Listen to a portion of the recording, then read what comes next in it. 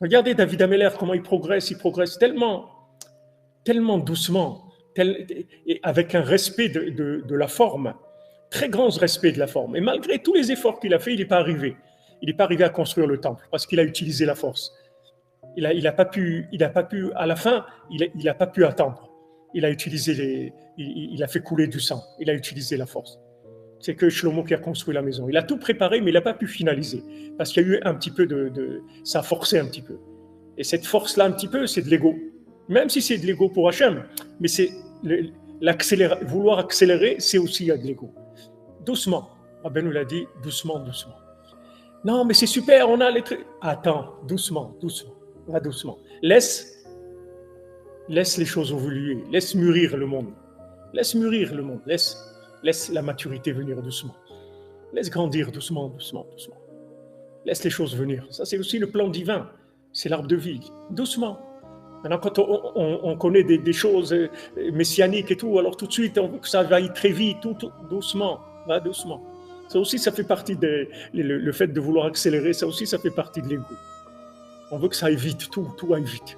Des enfants, on veut les rendre à l'âge de 9 ans, on veut déjà que ce soit des sadiqués, on ne veut pas qu'ils jouent, on veut pas qu'ils... Mais laisse-les évoluer, laisse-les grandir. Qu'est-ce que tu veux? Qu'après, il commence à jouer à l'âge de 70 ans parce qu'il n'était pas enfant, mais à l'âge de 70 ans, il va commencer à s'acheter une moto et à faire des bêtises qu'il aurait dû faire à l'âge de 10 ans.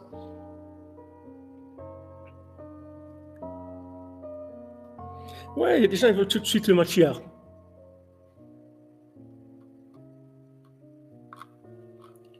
Il ne veut pas tout de suite le Mashiach. Léat, doucement, doucement. Donc c'est notre guerre, elle est là-dedans. Et quand on arrive à cette sensation de vide là, il faut savoir que c'est une réussite. Alors que dans le monde, c'est un échec. Donc vous voyez, tout est à l'envers. Maintenant, ne croyez pas que quand maintenant vous avez réussi un petit peu à développer la royauté divine, ça y est, vous êtes tranquille. C'est tous les jours. Tachlit ha'edia shelo neda, c'est sans arrêt. C'est pas tout ce que tu apprends. Le but, c'est que tu apprennes que tu sais pas, que ça, tu l'as pas compris. Que tu arrives tellement loin dans la connaissance que tu vois que tu n'as rien compris. Donc ça veut dire que tu as touché le côté infini de la chose. Maintenant, tu sais que tu ne comprends rien. Alors maintenant, le Sipurim Maasiyot, ça te règle tout de suite ce problème parce que c'est un enseignement où de toute façon, tu ne vas rien comprendre. Dès le départ.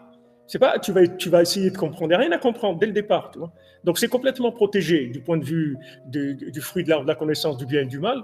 Et ça va te permettre d'avoir accès directement à la royauté divine, si c'est ça que tu cherches.